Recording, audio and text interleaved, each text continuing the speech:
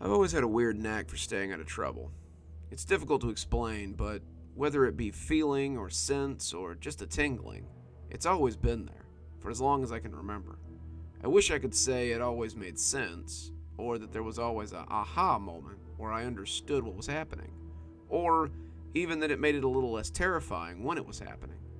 But that's rarely the case. I just know it always seems to work. I'd like to tell you about one of those less vague times it happened to me. Back in my early 20s, that's the late 1990s, I decided I needed a change. I left my childhood home and moved in with my uncle on the other side of the state for a couple of months. Enough time at least to get a job, find an apartment, and get myself situated for college. This was a big move for me. I'd spent a lot of time traveling, but I'd never really lived more than 10 miles from where I was born. It was both exciting and scary. Scales tipped towards the exciting, of course. We lived in a backwoods town few people had ever heard of, even now, but it was close enough to a major city in Florida. When I told people where I lived, I usually just said, it's between Gainesville and St. Augustine, rather than go through the you lived where conversation. It's a rural area, not much more than red clay and a bunch of drying up lakes well past their prime. When giving people directions to the house, we actually told them, every turn you come to, just take the one with the hard road. The first intersection without a hard road, turn right. 2 blocks past that on the left, it's the only house on that side. I don't think I ever even learned the names of all the roads on the way home. I just aimed for the hard roads. The house was pretty secluded. I don't think there was much neighborhood behind the house, just woods. The property sat on an intersection of clay roads with woods across the street to the front and one side of the house. The other side was an empty lot and then, you guessed it, more woods. I remember it was a pretty big yard, maybe half an acre or so, completely enclosed with a chain link fence. The house sat right in the middle of the property. If you walked to the front edge of the yard inside the fence, you could see the neighbor's driveway a little farther up the road on the other side. My uncle loved the place, not being able to see or hear anyone in any direction. I thought it was creepy as hell. It was a small house, 2-bedroom, 1 bath. The living room had 2 exit doors, one to the front and one to the side. Each led out onto the large front porch. Look, I know it's not a good thing, but I'm a smoker, like a freight train kind of smoker. It's a family thing, an unhealthy curse handed down by each generation. It's like you weren't even considered an adult until you sat on Grandma's porch and smoked with her. Hell, that's how you spent time with Grandma. You sat on the front porch, chain smoked, and talked about whatever needed to be talked about. I sure do miss that woman. I've never cared for smoking in the house, and my uncle was trying to quit, so we set up a little smoking table and a couple of chairs on the front porch. He was an early to rise, early to bed kind of guy, and I was just the opposite. I didn't go to bed until 2 or 3 in the morning, then slept in until 10 or 11. The hours you keep working at a restaurant, I guess. So I spent most of my evenings after work on the porch, usually reading a book or talking on the phone to friends back home. There wasn't much road traffic to speak of, even less after I came home from work. It was summer, and my cousin, my uncle's son from his first marriage, had come to spend a couple of weeks with his dad. We're a pretty tight-knit family, so the kid, aka Little Man, was more like a little brother than my cousin. He was around 4 or 5 at the time. The house only had 2 bedrooms, so we set up a pallet of blankets on the floor in the living room for him. I made a fort of it every night before he went to bed, stretching a sheet between the couch and the coffee table over his head. There were big windows next to either of the doors, and the blinds were old and kind of dog-chewed, so he liked to be covered up at night. I wasn't sure if it was so he could see outside, or that he was worried something on the outside could see him. Either way, I could sympathize. On this particular night, I put him to bed and retired to the front porch. I called a friend of mine back home and proceeded to talk the night away. Kind of weird, the things we did before cell phones. We actually talked to people. I miss it sometimes. It was a typical warm southern night. Mid-80s temperature, not a breath of a breeze, and humid as all get out. Nights out there could really go either way. You either had a cacophony of frogs, crickets, katydids, and the occasional alligator, or worse, you damn near couldn't hear yourself think over all that silence. The chorus of Nightlife was going strong that evening, which is actually pretty cool. If you've never heard it, each type of insect critter sings together, matching the rest in volume and cadence. And then, one crescendos, briefly shutting out the others before going back to rejoin the chorus. Every so often, you'll hear a couple of competing soloists, duelists maybe, louder and louder until one wears out. It's mostly background stuff, and you usually tune it out, but it's neat to stop and listen. Until it just stops. That was how it started. I'm talking on the phone, mostly listening, honestly, and the critters are singing in the background. I remember feeling just the briefest chill, not enough to really notice at first, and then everything went quiet. It didn't fade or lower in volume. It stopped. The chill settled in. She was still talking. I could hear her voice in my ear, but I wasn't listening anymore. I was staring into the wooded lot across the street. There wasn't anything to see over there, but I couldn't stop looking. I don't know if it was my uncle, a previous owner, or maybe the county, but there was a sodium vapor street light in front of the house, just outside the chain link fence, a little to my right as I stared out there. It gave a decent amount of light to the front of the house, and was really nice when you were bringing in groceries after dark. But this night really underscored my issues with the light. The bulb itself was mounted directly to the pole, rather than extended away from it. An extension of some type would have provided a little more light in every direction. At least I think so. The way the bulb housing hugged the pole itself, though, hard shadows ran behind the pole across the street, complete darkness spreading in a, 90-degree arc behind the light pole. I guess it's a juxtaposition of light versus dark in that part of the yard, but the space behind the light pole was the darkest part of the night, and that was where I was looking. I tried to shake it off. Admittedly, I can get creeped out pretty easily. I've seen a lot of weird stuff, and I know I can scare myself without much help. So I decided to just ignore it and get back to the conversation. I opened my mouth to say something, to chime into whatever we were talking about with something witty, I'm sure. Be quiet. It's not really a voice, but sometimes it comes across as one.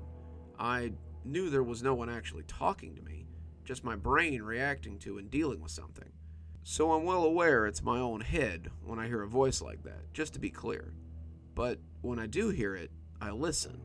This is that thing I mentioned when I started. That always keeps me out of trouble. It wasn't the first time I had heard it. I could hear my friend going on through the phone in my ear, but it was distant. I could also hear something from across the street. This was the summer of '98, just remembered that. And it was a North Florida summer marked by droughts and fires. The underbrush was dry and crisp. Something over there had just taken a step through it. I didn't really know what to do. I could feel my heart beating in my temple. It felt like something was looking at me, right through me, in fact. It was uncomfortable, and more than a little evasive. I didn't like it. I wanted to go inside. Don't move. Okay, we aren't moving. Check. Done. She was telling me about a new restaurant back home, how she and a few of our other friends had been there and liked it a lot. I needed to go when I came to visit, and she stopped by to see my mom the other day and had a great time at the house. It can hear her. A dry twig cracked under its weight. I couldn't just hang up on her. If I did, she was going to call back. It struck me as a very bad thing to have the phone ring while I was out here. My hand was shaking, holding the phone to my head. Wendy, I have to go, I whispered to her. She meant to say something else, but I cut her off. That thing is happening right now. I have to go. Something's out here. I'll call you later. Be careful, she said, and hung up. She and I were close friends, have been for years, and she knew what I meant. I clicked the phone off and put it on the table. It was one of those big curled cordless models with the stubby little antenna. I remember them being very popular back then. Worried she would call back, or I'd be killed because of some weird wrong number call at 2 o'clock in the morning, I flipped the ringer off. Another step from across the street, then another. It was walking faster now. It was definitely closer than it had first been when I heard it. I braced myself, ready to jump up from the chair and run in the house. Don't! It's watching! So I didn't. I listened. I can't even explain how much I wanted to just up and run right then. There was an exhalation. I didn't really know how to explain it, Not a snort or a grunt, but a hard exhalation, then a scrape, and another step. Get inside! I damn near turned the table over as I jumped up from the chair and ran for the door. It was only a few steps, but it seemed like I'd never make it. And it really didn't help that I could hear the thing across the street breaking into a run. Twigs and branches snapped and crunched. Something broke over there, I guess as it ran through the brush or a low-hanging branch. Now it was out of the woods. There was a thumping as its feet hit the hard, baked clay of the road. Right as I made it inside and got the door shut behind me, I heard the clang of the chain-link fence as something hit the top rail, surely vaulting over the top and into our yard. Lock the door! I'd barely twisted the deadbolt on the door when a voice came again. Turn off the light! The only light in the living room was from a weirdly elaborate light fixture attached to the ceiling fan. I called it the Venus flytrap for the strange, flowery stained glass petals surrounding the bulb, which always tinted the light to a pale green. I grabbed the pull cord and killed the light. Slam! Something hit the door from the outside. It sounded like whatever had been running at me just headbutted the door. That was the picture in my head, at least. I don't know how I didn't make a noise. It scared me half to death. The blinds shook in the window beside the door, a dry, rustling sound as they rubbed the wood on the frame. Hide! I thought about going in my room, which was the furthest point in the house from the door, but my cousin was sound asleep in the living room. I wasn't about to leave him out there by himself, but waking him up seemed like a very bad idea. Another angry pounding against the door. The blinds shook. I wondered how securely fastened they were to the top of the frame. What if they fell? What if they fell off the window, and I ended up face to face with something outside staring at me? All I could think was, if that happened, the street light might be to its back, lighting up the house, and I wouldn't be able to see it with the light in my eyes. I don't know why I even thought about that, but it scared the hell out of me. I got down on the floor and climbed into the fort we'd made earlier, between the couch and the coffee table. It seemed as good a spot as any. Little man stirred a bit, and I settled next to him, but he didn't wake up. More banging on the porch, sounding like the table was being dragged and pulled away from the wood floor over there. Another bang, and under all of that, the best word to describe it, breathing. It was somewhere between a snort and a growl, something out of breath. A quick snarl punctuated by more banging furniture. It slammed into the door again and growled. To say I was scared was a monstrous understatement.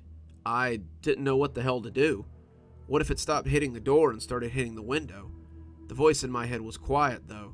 As much as I could, I just trusted it would be saying something if there was anything I could be doing. And I laughed at myself for waiting on the voice in my head to tell me what to do. I probably didn't laugh right at that exact moment, but you get the idea.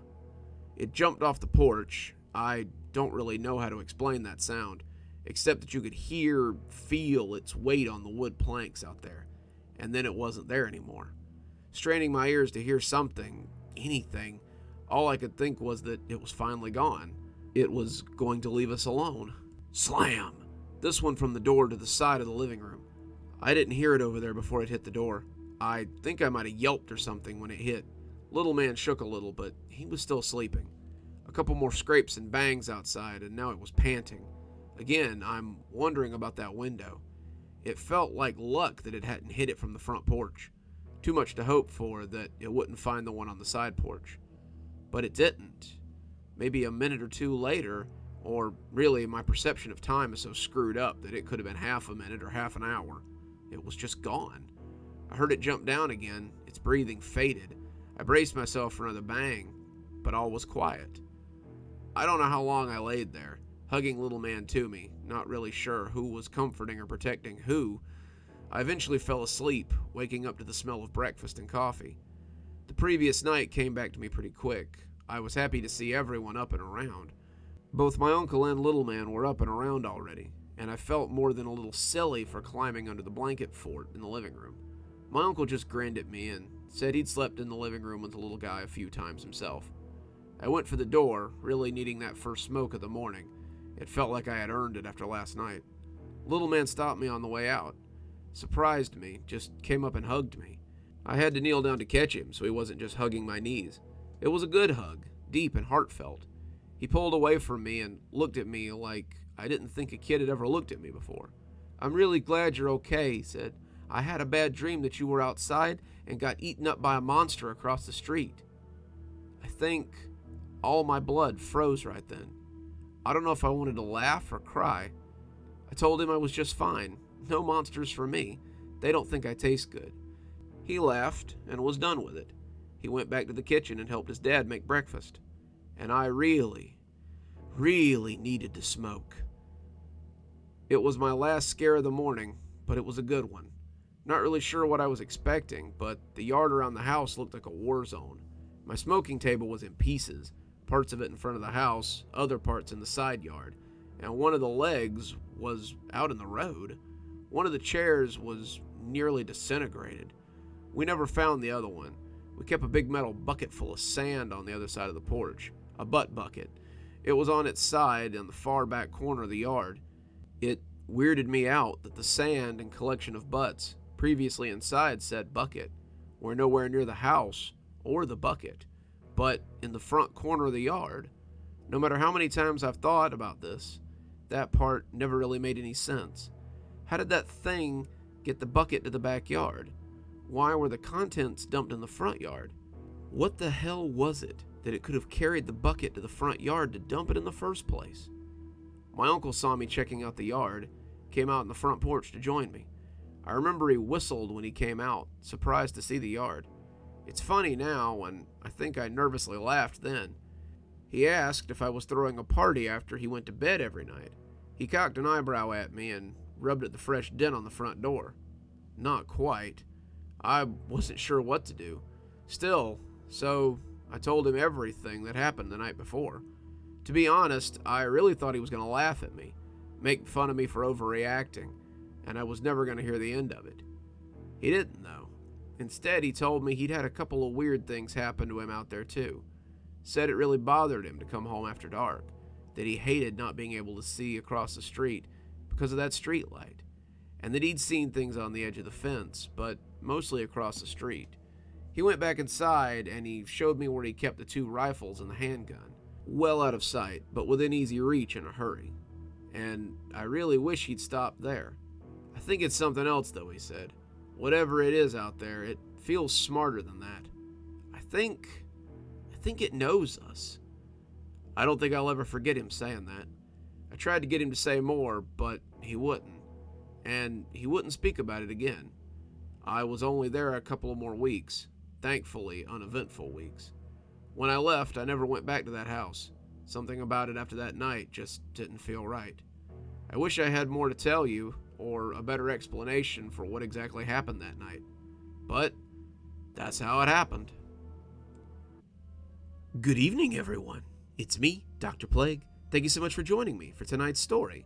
If you enjoyed this story, it's from JWilder517 on Reddit. I've linked his profile below, so go ahead and have a look.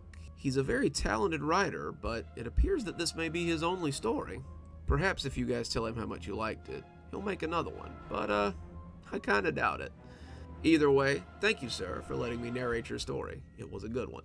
While we're at it, let's go ahead and thank Leslie Lou Riddle, who found the story and asked me to read it. Thanks, Leslie. She's been a long-time patron, and I really appreciate her. Speaking of patrons, let's go ahead and thank our other patrons so they don't feel left out. Thanks to Leslie Lou Riddle and Janet for being our Spooky Skeleton tier contributors. Thanks to Xaronana for being our Ghostly Reader tier contributor. And thanks to Glen Jenkins for being our Ghostwriter tier contributor. Thanks, guys.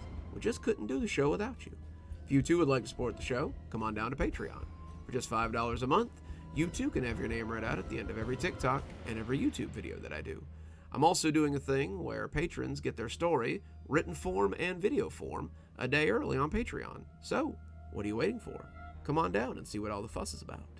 And as always, thanks for stopping by. Dr. Plague, signing off. Have a wonderful evening.